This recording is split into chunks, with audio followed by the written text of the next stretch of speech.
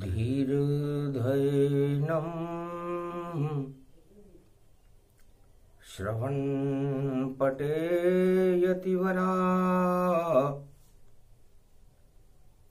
महावाक्यजनार्दन सच्चिदानन्द त्वं शरणं व्रजे यादवेन्द्रं दयादाता पुंडरीक्षा क्षीरसागरशयनं कमलनयनं नमस्तुते नमामि श्रीहरि। धैर्य से जिसको धारण किया जाता है, कर्णपटुओं से जिनका पान किया जाता है, ऐसे सच्चिदानंद भगवान श्री यादवेंद्र सरकार को मैं नित्य ही चिंतन करता हूँ, नमन करता हूँ, जिनको नमन करने से मंगलादि मंगल तो हो ही जाते हैं, साथ ही में बहुत बड़ा बल मिलता है मनुष्यों को। ओम होम मर्कट बदन पर्यात मात्रा कपियंत अंजनी सुता रामदूतम महाबलाढ्य रूपम अमृत काले घोर संकटम महापवन पुत्र पवन वेगम प्रगट्यम हवियम पवन पुत्र हनुमान शरण राम की जान करूं आपका आह्वान कलयुग में मेरी भी सुनो हनुमान। हनुमान जयंती भारत में और गुरुवार को आई है, लगता है अंधियारे कलयुग के और हनुमान हटाने आए हैं।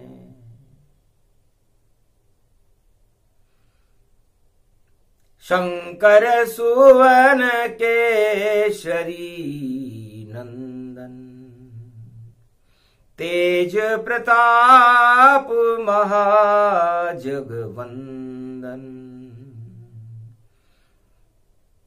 चतुर्दशी है मंगलवारा कलयुग प्रगटे पवन अवतारा। पवन पुत्र हनुमान का कलयुग जन्म ये होए, लगता है सब आग लगी है जगत में, सारी आग क्षय होए। भगवान शंकर से उमा जी ने पूछा, महाराज कलयुग है, मंगलवार है, गुरुवार की हनुमान जयंती है, पूर्णिमा पर हनुमान जी महाराज का जन्म हो रहा है,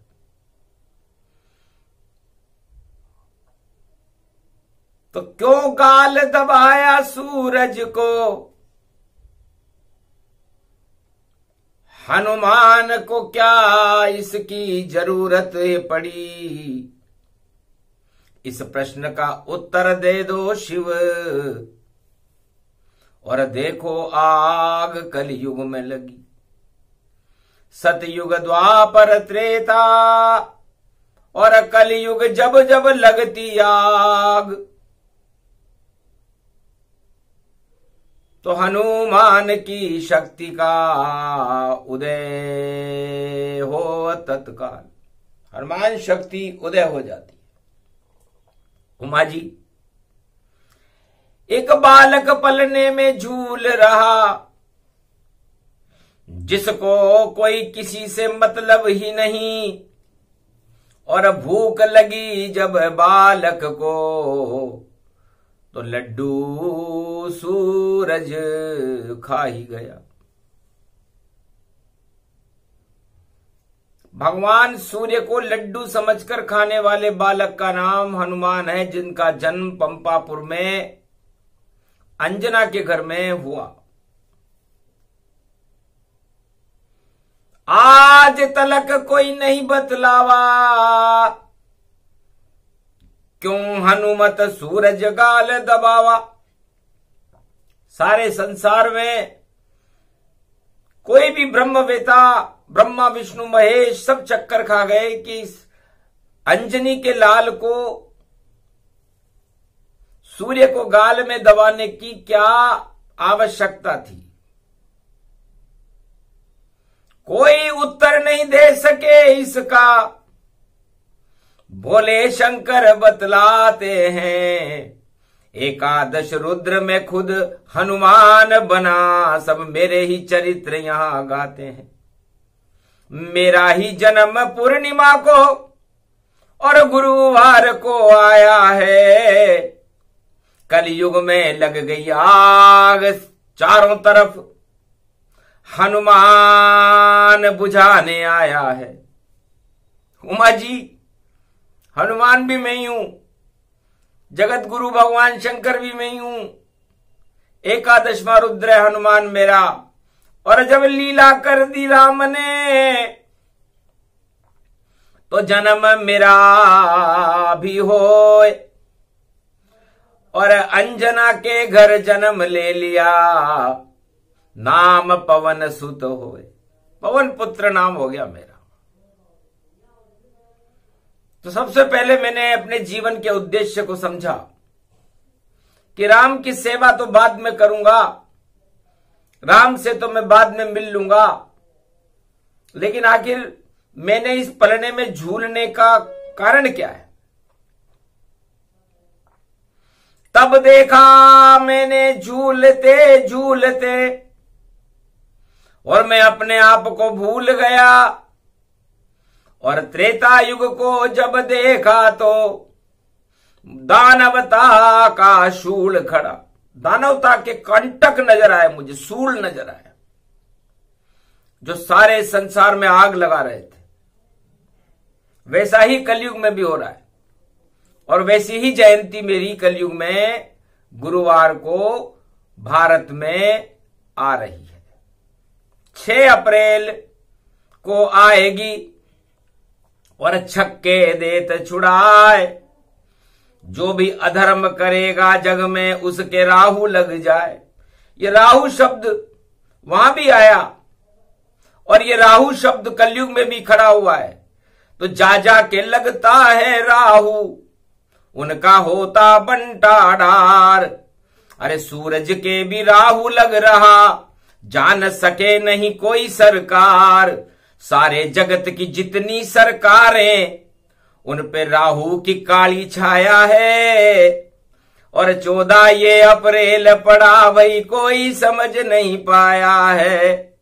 इस कारण शंकर समझावे, और ये प्रसंग सुनाया है। अरे राहु लग गया सब सत्ता के, और देखो ग्रहण लगाया है।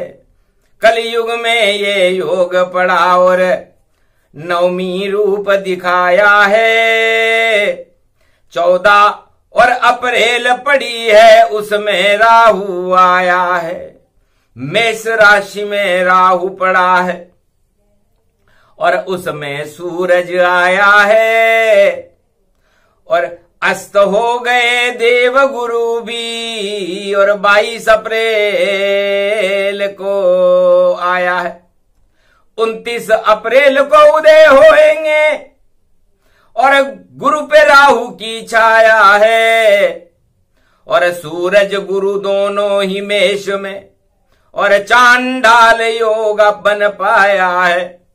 तो चांडाल बुद्धि हो सबकी, और कोई बचा नहीं पाया है। और सूरज के भी लगा ग्रहण जो सत्ता में प्रगटाया है। सत्ता जितने जगत की भैया, और सूरज जैसी माया है। चमकते हैं जो इस पे बैठते, उस पे ग्रहण लग पाया है। सावधान सतर्क रहो सब, ये युग त्रेता में भी आया था। और पलने में जब झूला मैं खुद, और दानव प्रगट दिखाया था। पंपापुर में बाली का साम्राज्य था, ढोक तंत्र था। उमा जी सब बाली के ढोक लगाते थे। जो बाली के ढोक न लग पावे तो बाली गदा चल जाती थी, और थर थर थर थर कांपे सुग्रीव, सत्ता नहीं मिल पाती थी। और भोग तंत्र था उस लंका में, रावण की थी वहां सरकार। और भोग में उलझ गया था रावण, 4 वेद का ज्ञाता था।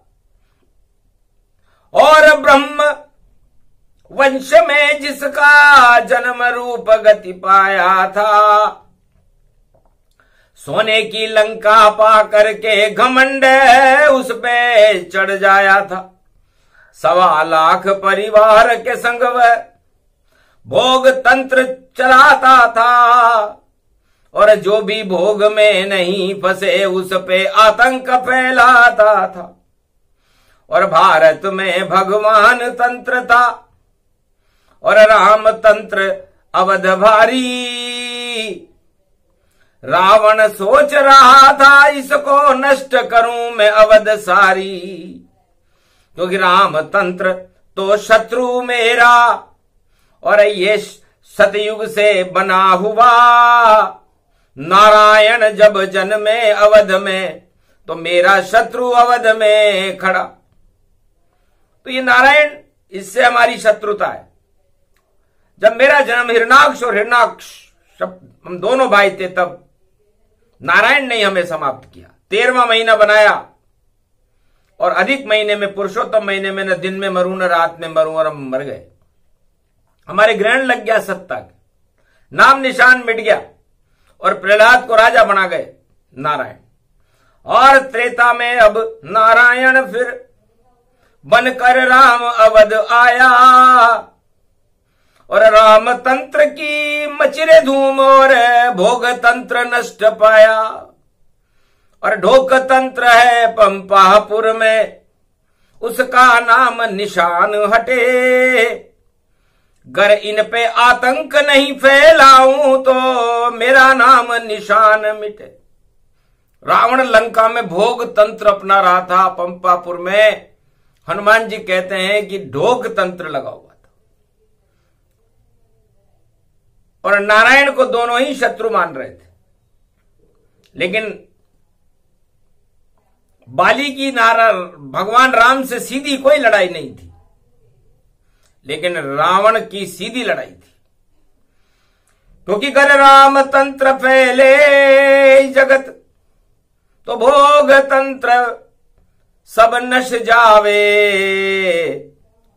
तो पहले आतंक फैला दे हम, और राम भी उसमें फंस जावे।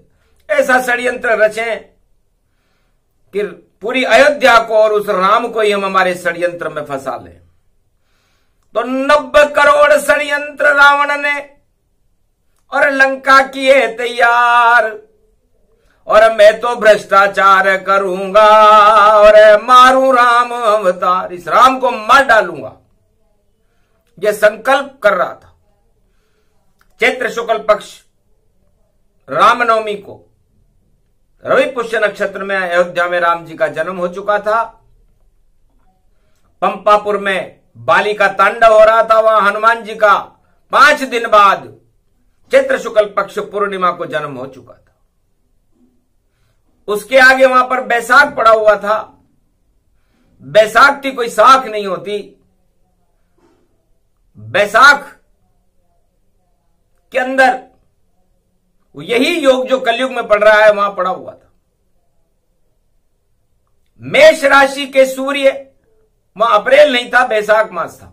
राम संमत चलता था उस समय, तो सूर्य संमत में बैसाख का महीना चल रहा था और नवमी पड़ी बैसाख की, कलयुग 14 अप्रैल, और सूरज गए मेष में और देखो करे प्रवेश। तो मेष में राहु खड़ा था और सूरज ग्रहण तैयार, और सूरज ग्रहण में लंका और बाली की सत्ता हुई बेकार। सूरज रूपी राम जी उन पे भी ग्रहण लगाए, लक्ष्मी उनकी छिन गई, लूट रावण ले जाए। और देखो अद्भुत रूप भवानी, और बृहस्पति अस्त गति पाए। 31 मार्च को विजयदशमी को, और बृहस्पति अस्त दिखाए। विजयदशमी के दिन बृहस्पति अस्त हो गए। 29 मार्च कलयुग तक अस्त रहेंगे, और 22 मार्च अप्रैल तक। तो 22 अप्रैल और मेष में और बृहस्पति करे प्रवेश, और 29 अप्रैल तक अस्त हैं। और देखो शुभ कर्म न शेष। जब तक देवगुरु बृहस्पति उदय न हो तब तक शुभ काम नहीं होते। तो सारे अशुभ काम शुरू हुए, और कलयुग में भी ऐसा होता है। और अब क्या क्या होगा कल युग में, ये सब शिव ब्रह्मा विष्णु की इच्छा से होता है। राजाओं की बुद्धि बिगड़े, सारे जग में ग्रहण ये लग जावे, और जितना भ्रष्टाचार अधर्म है सारे जग से खुद ही हट जावे। क्योंकि राहु जी का ग्रहण है, मेष में है हनुमान, और मेष राशि में उच्च के सूर्य है, देखो भगवान श्री राम। तो मेष राशि के शक्ति हनुमान जी हैं, उसमें सूर्य भगवान की उच्चता है, उसमें राहु का ग्रहण है, और उसमें गुरु भी प्रवेश करेंगे 22 अप्रैल को कलयुग में। तो सोचो जितनी सत्ता है जग में, उन सब पर काली छाया है, और राहु चढ़ जावे रे भैया, ऐसा कल युग आया है। राहु से सब डरना रे भैया, वरना नाम निशान मिटाया है। मत छेड़ो तुम राहु केतु को, सत्ता स्वयं हटाया है। अरे राहु केतु से सूरज भी देखो, और डर डर ग्रहण लगाया है। सूर्य चंद्र पे राहु केतु की छाया ग्रहण लगाया। जब जब भी सूर्य और चंद्रमा पर राहु केतु की छाया पड़ती है, सारे संसार में ग्रहण हो जाता है। और ये ग्रहण 14 अप्रैल 2023, आगे पुरुषोत्तम महीना है, उसमें प्रारंभ हो चुका। तो इस ग्रहण की चपेट में बड़े बड़े गुरु आएंगे, क्योंकि गुरु भी अस्त है। और 22 अप्रैल को गुरु प्रवेश कर जाएंगे मेष राशि में, और सूर्य भगवान उच्च के होकर के प्रवेश करेंगे। और मंगलवार में हनुमान जी बैठे हुए हैं, और राहु वहां पर पहले से ही बैठा हुआ है, नवंबर तक रहेगा, 1 नवंबर तक। तो गुरु चांडाल योग है, सबकी बुद्धि बिगाड़। राहु केतु से डरते रहना, जितनी भी हो सरकार, जितनी सरकारें जगत में। और राहु केतु का कर लो जाप, गर राहु केतु पे हाथ डालो तो सब सत्ता होगी बर्बाद। ऐसो योग पढ़ो रे कलयुग में और इससे हनुमान बचावेगा और सारा भ्रष्टाचार खत्म हो सत्य सामने आवेगा। अरे सत्य को कोई नहीं छुपावे सत्यनारायण आवेगा। बोल रहे हनुमान यहां पर जब मेरा जन्म हो जावे। तो गुरुवार को सत्यनारायण भगवान की पूर्णिमा में मेरा जन्म हो रहा है। अरे पढ़ो हस्त नक्षत्र भवानी हस्ती हम भारत की बना देंगे। और जैसे राम की हस्ती बनी थी राम राज प्रगटा देंगे। तो पंपापुर में सूर्य को हनुमान जी ने बचपन में ही गाल में दबा लिया। ऐसी कौन सी शक्ति थी उनके पास? तो भगवान शंकर ने कहा उमा जी राम रसायन तुमरे पासा सदा रहो रघुपति कर दासा। उनके पास राम रसायन था। बस इतनी सी बात ही पता चली और आगे भेद न पाए। उस राम रसायन से ही सारी आग को दे बुझाए। सबसे ज्यादा आग भ्रष्टाचार की आग, आतंकवाद की आग, गरीबी की आग, भूखमरी की आग, बेरोजगारी की आग, ये सारी आग 10 इंद्रियों में जब आग लगने लगे तो सारे संसार में आग लग जाती है और उस आग सूरज से भी ज्यादा तेज हो जाती है। तब बालक ने सोचा इतनी सारी आग को और त्रेता को न बुझाए, लो करूं परीक्षण राम रसायन के आग कैसे बुझ पाए। तो भगवान हनुमान जी ने उस अग्नि के गोले को ही अपने मुंह में लड्डू समझकर पान कर लिया। लो बुझ गई आग, हो गया अंधेरा और मेरा तो कुछ नहीं बिगड़ा रे, जो बिगड़ा राम तेरा बिगड़ा। तो राम रसायन है मेरे पास, कैसे होगा मेरा नाश। अरे सारी आग बुझ गई त्रेता में और रामचंद्र का बन गया दास। तो सारी आग को जो संसार में फैली हुई थी अपने मुंह में दबा गए। अतुलित बल धाम हनुमान पवन सुत अंजनी सुत केशरी के नंदन, वाणी करे कलियुग में वंदन और कृपा करो हम पर हनुमत वर। इस कारण आपकी शक्ति का आज है मंगलवार, परसों पड़े हनुमान जयंती और आप बड़ी सरकार। हनुमान जी महाराज आपने उस समय सारी अग्नियों को समाप्त कर दिया था और लोग समझ ही नहीं पाए कि मामला क्या है। ये तो शिव की वाणी समझाती है जो भ्रष्टाचार हटाती है और हट जावे सब अंधियारे, वह शक्ति भारत में राम की आती है। तो लगता है कलयुग में भी वही योग आ गया। 14 अप्रैल को आएगा ये योग। इससे सावधान रहो, सतर्क रहो और भ्रष्टाचार से दूर रहो। घन घमंड को फेंको तत्काल और राम शरण में हुजूर रहो। जितने भी जगत के बड़े बड़े हुजूर हैं और जितने भी सत्ताधीश, उन पे ग्रहण लग जाएगा, बोले शंकर ईश। इसलिए उन पर ग्रहण लगने वाला है। इसलिए सारे विश्व के सत्ताधीशों को सतर्क और सावधान रहना चाहिए और भ्रष्टाचार से दूर रहना चाहिए, भगवान के करीब रहना चाहिए, क्योंकि ग्रहण तो अपना काम करेगा। सूर्य सत्ता को ही कहते हैं। सूर्य पर भी काली मां छा जाती है जब ग्रहण लगता है, चंद्रमा पर काली मां छा जाती है जब ग्रहण लगता है।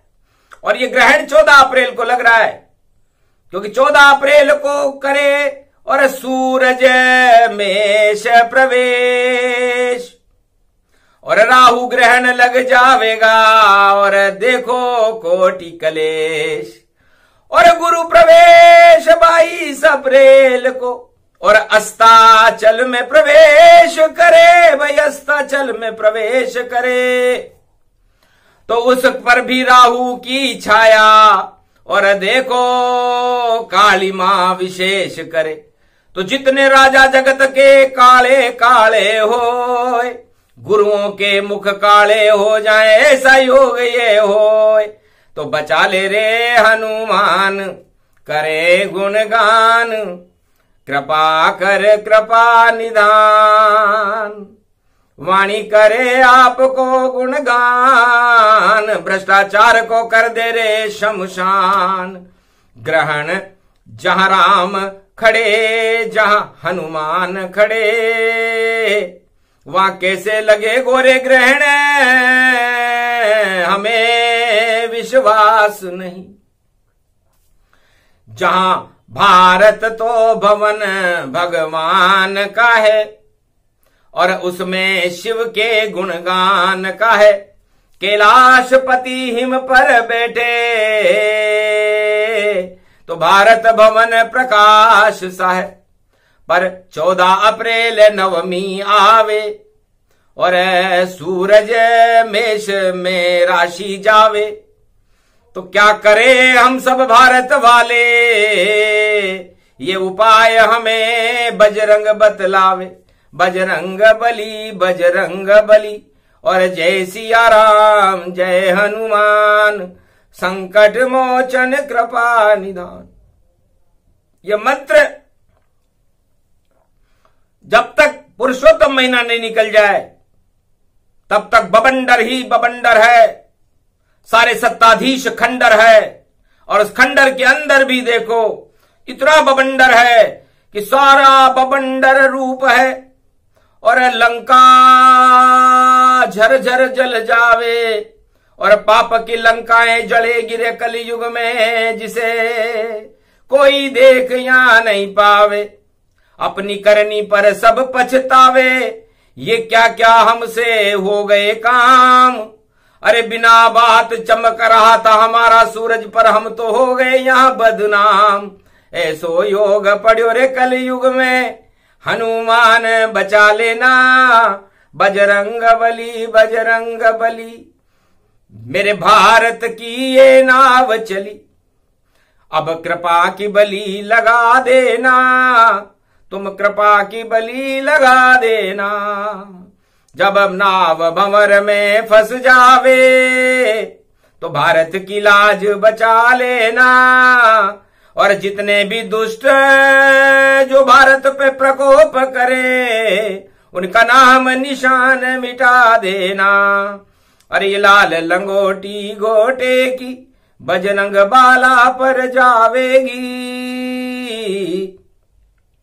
भारत के सूरज को सारे संसार में तुम चमका देना।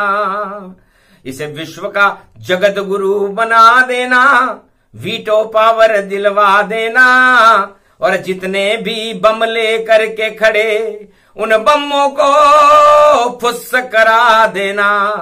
जो घन घमंड में बैठे हैं उन सबके ताज गिरा देना। गर नहीं गिरे हनुमान तो फिर अपनी गदा चला देना। तुमको ये छूट है कलयुग में, जो लूट रहे हैं भारत को, उनका नाम निशान मिटा देना, उनका नाम निशान मिटा देना। बजरंग बली रे बजरंग बली, मेरी नाव चली रे मेरी नाव चली। ये योग पड़ा है भारत में, इस योग को आप हटा देना, और रक्षा करना हम सबकी, और 1.25 अरब को बचा देना। राजा और प्रजा बचा देना, मंगल भारत का कर देना। जो दुश्मनों इस भारत के, उनको तुम चने चबा देना। बजरंग बली बजरंग बली, बजरंग बली बजरंग बली। आरतवाणी सुनकर शिव की, और प्रकट हुए रे हनुमान।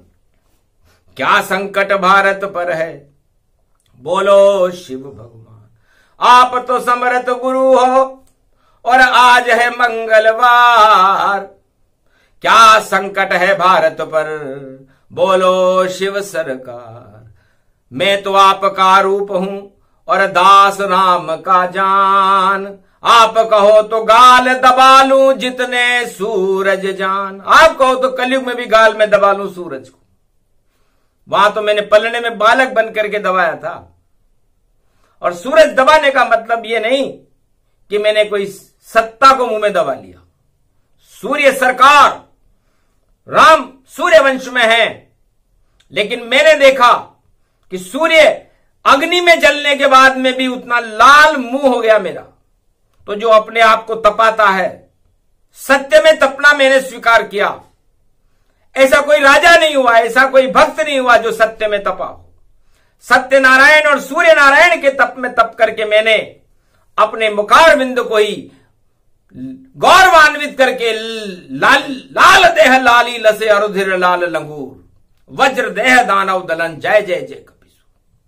इतना लावण्य में मेरा स्वरूप हो गया। मेरी मां गौरवान्वित हो गई कि हम काले बंदर हैं, लेकिन हमारा ये पुत्र इतना कैसे रहा। यह रहस्य कोई नहीं जानता था कि मैंने सूरज को गाल में दबा रखा था। उसका प्रकाश था। सूर्य वंश में मेरे इष्ट देव हैं राम जी। तो इस कारण श्री राम का गौरव मिला अपार, बंटा ढार किया बाली का और लंका बंटा ढार। तब रावण के भ्रष्टाचार का और पंपापुर में बाली का ढोक तंत्र और रावण का भोग तंत्र समाप्त हो गया और भारत में राम तंत्र, राम राज्य की स्थापना हुई। तो राम राज्य में त्रेता युग में जब ये योग आया, तब भारत में सारे अंधकार और भ्रष्टाचार और आतंकवाद का नाम निशान शेष नहीं था। अब यही योग कलयुग में आया। अब सारे संसार के राजाओं को सतर्क और सावधान रहना चाहिए और अपनी कपट नीति को छोड़ देना चाहिए, क्योंकि रावण कपटी कुचाल नीति गति और कर गया भ्रष्टाचार। और जितनी षड्यंत्र रचे रावण ने, डूबा लंका दरबार। पूरे लंका की सरकार ही डूब गई। छल कपट प्रपंच रखने वाला वह खुद मुझसे शर्माता है, आता तो यहां तक दूर रहा पहले ही नष्ट हो जाता है। इसलिए राहु की छाया बुरी, काल ने मिजिमि रावण राहु, इन्हीं देखे तिन पुण्य प्रभाव। तो राहु बुरा न मानिए, राहु बन गए देव। अमृत पान राहु करे तो शक्ति बड़ी अपेल। तो इसलिए राहु को छोटा नहीं समझना चाहिए। राहु ने भी अमृत पान करके देवताओं में अपने आप को सम्मिलित कर लिया है। और सूर्य सभी ग्रहों को अस्त कर सकते हैं, लेकिन राहु का कुछ भी नहीं बिगाड़ सकते। तो सूर्य से भी बड़ी शक्ति है राहु के अंदर। और ये राहु और केतु मिलकर ही सूर्य पर ग्रहण लगाते हैं। वो उनको बताते हैं कि महाराज आप कितने भी चमकीले हो, लेकिन भ्रष्टाचार करोगे, आतंक करोगे तो आपके भी ग्रहण लग जाएगा।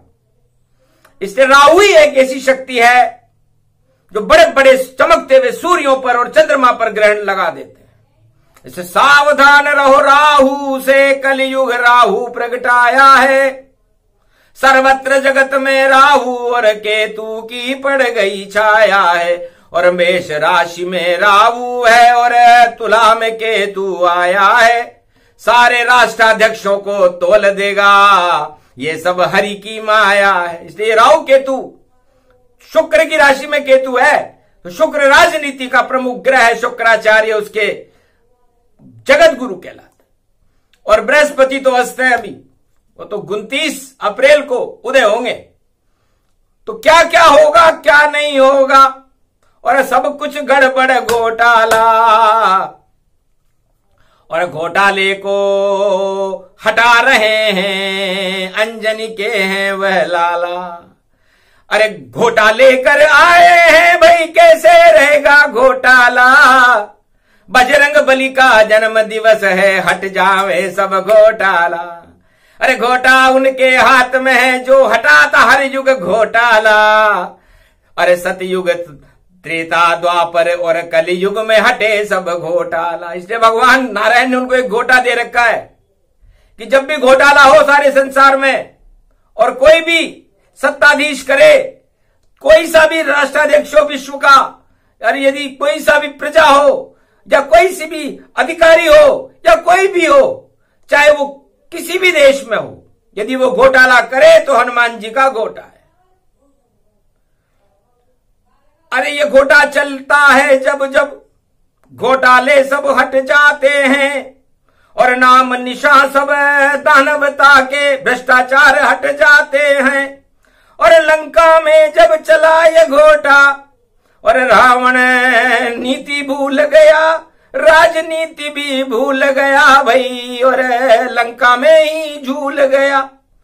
आग लग गई उस लंका और नष्ट हुए सब घोटाले, वीर घातनी नष्ट हो गई, नागपाश सब मर डाले।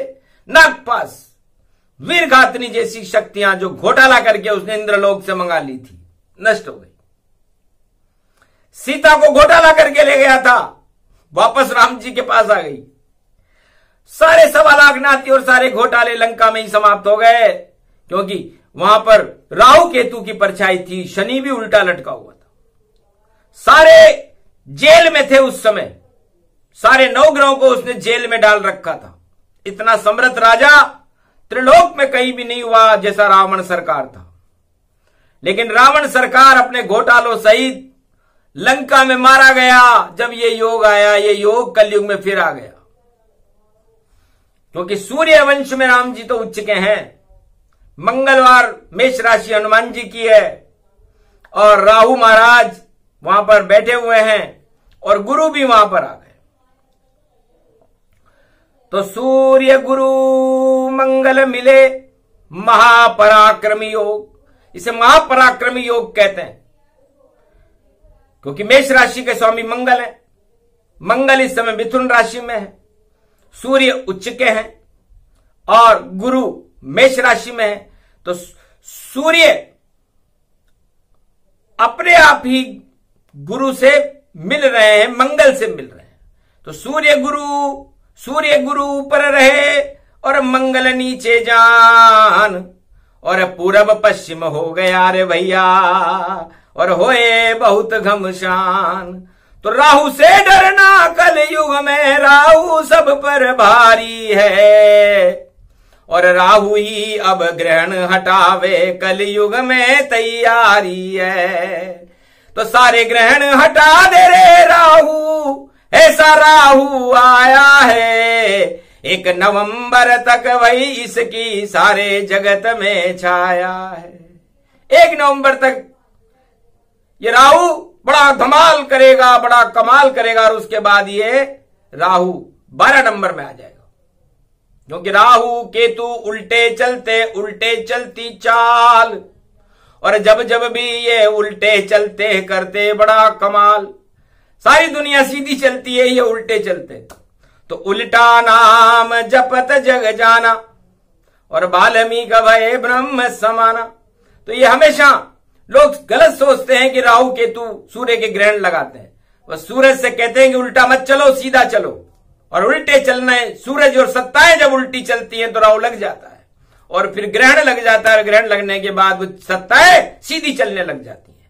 तो सारे संसार की सत्ताओं को चारों युगों में सीधा चलाने के लिए ही तो राहु आता है। और ये राहु इस समय 1.5 वर्ष से भारत में और पूरे विश्व में छाया हुआ है, अंतरिक्ष और ब्रह्मांड में छाया हुआ है, मेष और तुला राशि में छाया हुआ है। तुला राशि रावण की भी थी और तुला राशि राम की भी थी। तो राम रावण जैसा घमासान हो जाता है और भ्रष्टाचार का ही अंत हो जाता है। तो 1 नवंबर रखो याद 2023, उसमें पुरुषोत्तम पड़े और राम की शक्ति बड़ी, राम की शक्ति का प्रवेश सावन में होगा। तो अजब गजब का योग पड़ गया और राहु पड़ गया भारी, और सूरज की भी देखो भैया और क्या क्या है तैयारी।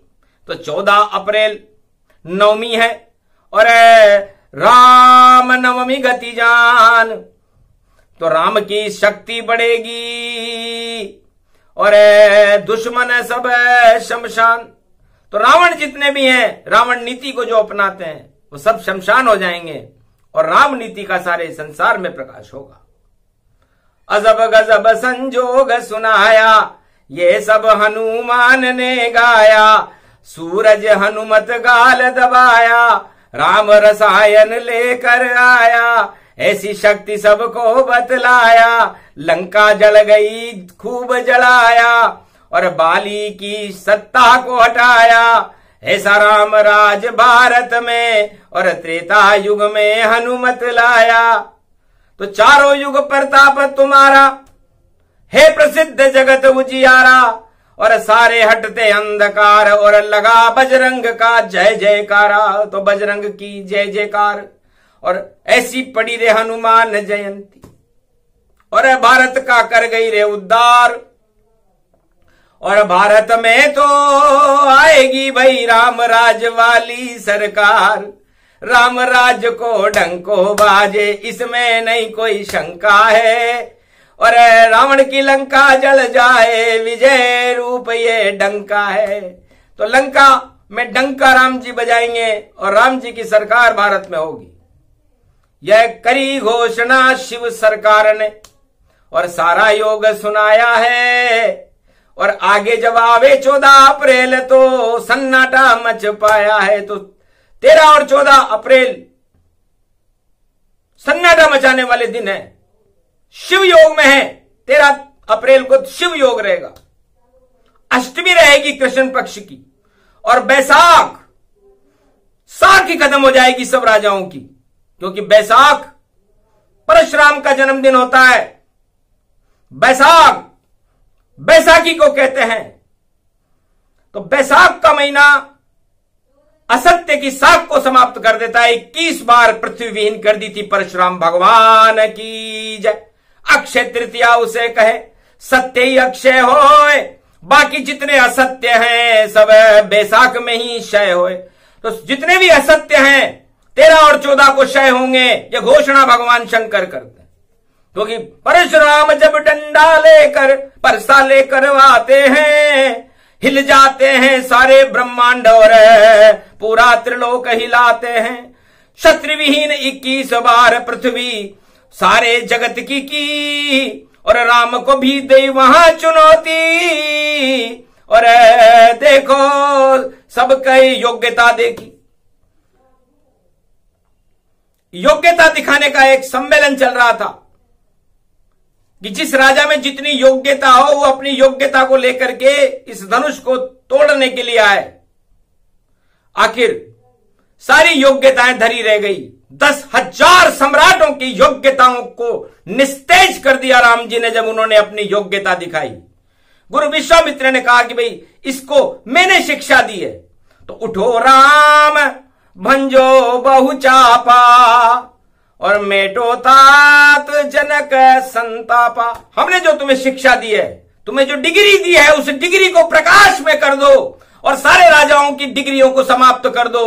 तो उठा धनुष तब वहां तत्काला, भंग धनुष ढल गई वरमाला। ऐसी योग्यता विश्वामित्र की, जिनके राम जी शिष्य 10,000 राजाओं के योग्यता अपने आप ही नष्ट हो गई थी।